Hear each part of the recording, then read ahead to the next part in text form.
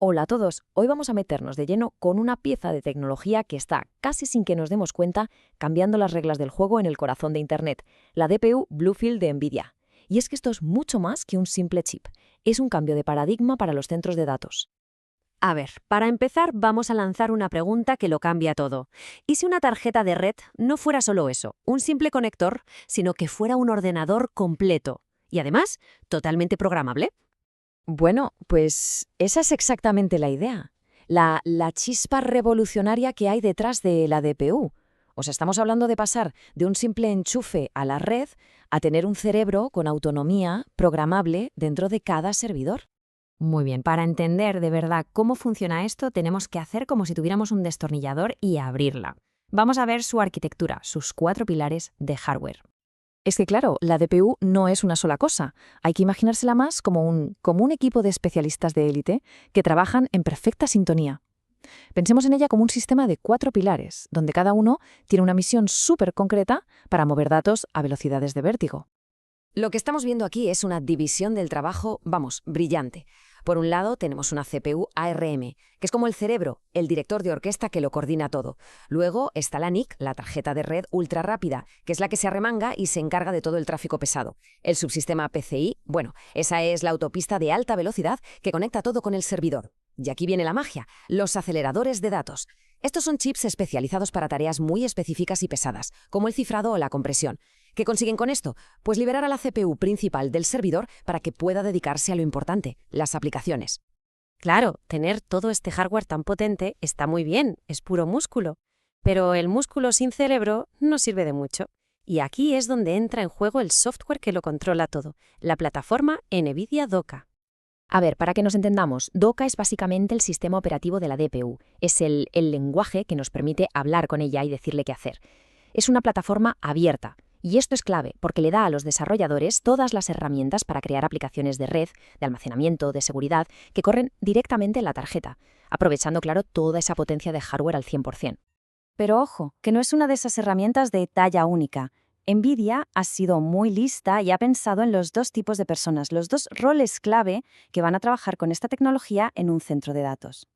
Y aquí los tenemos. Por un lado están los desarrolladores. Para ellos está el SDK de Docker. Esto es, digamos, la caja de herramientas completa. Drivers, librerías, ejemplos de código, todo lo que necesitan para construir aplicaciones nuevas desde cero.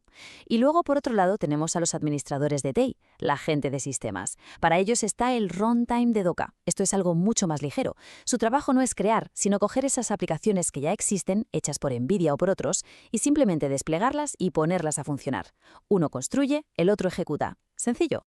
Vale, ya hemos visto el hardware y el software, el músculo y el cerebro. Ahora toca ver cómo se combinan para darle a la Bluefield 2 personalidades muy distintas. Vamos a hablar del modo DPU y del modo NIC. Este es el modo principal, el modo por defecto, y es donde la DPU realmente brilla. En el modo DPU la tarjeta es como una fortaleza. Sus propios procesadores ARM toman el control absoluto de la red. Esto significa que el servidor principal queda totalmente aislado, como si estuviera dentro de un búnker. Y esto tiene dos ventajas enormes. Le quitas un montón de trabajo de encima y, lo más importante, creas una barrera de seguridad brutal. Y luego tenemos el modo NIC. Este es, por así decirlo, el modo tradicional o sigiloso. Aquí la DPU se comporta como una tarjeta de red normal y corriente, de las de toda la vida. Es el servidor anfitrión el que tiene todo el control. Y alguien podría preguntar, ¿para qué sirve esto entonces? Pues es muy inteligente, porque es una vía de transición. Permite que las empresas puedan ir adoptando las DPU poco a poco sin tener que cambiar toda su infraestructura de golpe.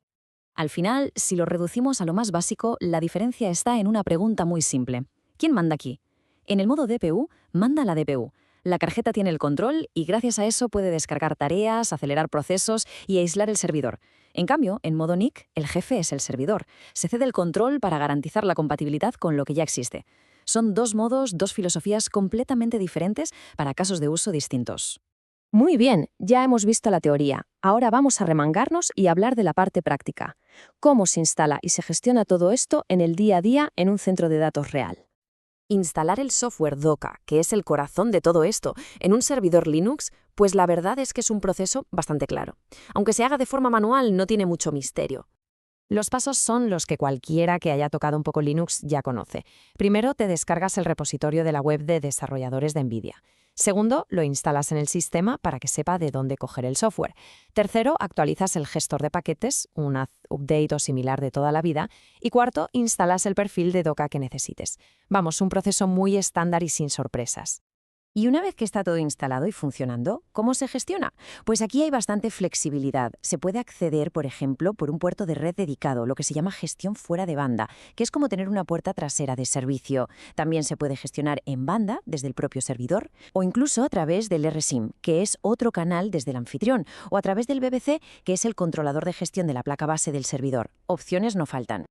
Vale, hemos visto el hardware, el software, los modos de funcionamiento, cómo se instala. Pero todo esto nos lleva a la pregunta del millón. ¿Y todo esto para qué? ¿Cuál es el beneficio real? ¿Por qué debería importarnos esta tecnología? Pues mirad, esta frase de la propia NVIDIA lo clava, lo resume todo a la perfección. La palabra clave aquí es aislar. La DPU aísla al servidor de la red y al hacer eso, al crear esa separación, es cuando puede hacer su magia, quitarle trabajo de encima a la CPU, acelerar todo lo que pasa por la red y, quizás lo más importante, actuar como un guardaespaldas para el servidor. Así que, en resumen, podríamos decir que la DPU tiene 3 superpoderes. El primero, descargar. Le quita trabajo a la CPU del servidor para que ésta se pueda dedicar a las aplicaciones. El segundo, acelerar. Procesa los datos a la velocidad de la luz, eliminando cualquier cuello de botella. Y el tercero, y fundamental, aislar. Crea un perímetro de seguridad, una especie de fortaleza digital alrededor de cada servidor, protegiéndolo de la red. Y todo esto nos deja con una última reflexión, una pregunta de cara al futuro. A medida que los centros de datos se vuelven más y más complejos, con unas exigencias de computación, de red y sobre todo de seguridad cada vez mayores, llegará un día en que la DPU deje de ser una opción y se convierta en un componente estándar tan esencial como la propia CPU en todos y cada uno de los servidores. Ahí queda la pregunta.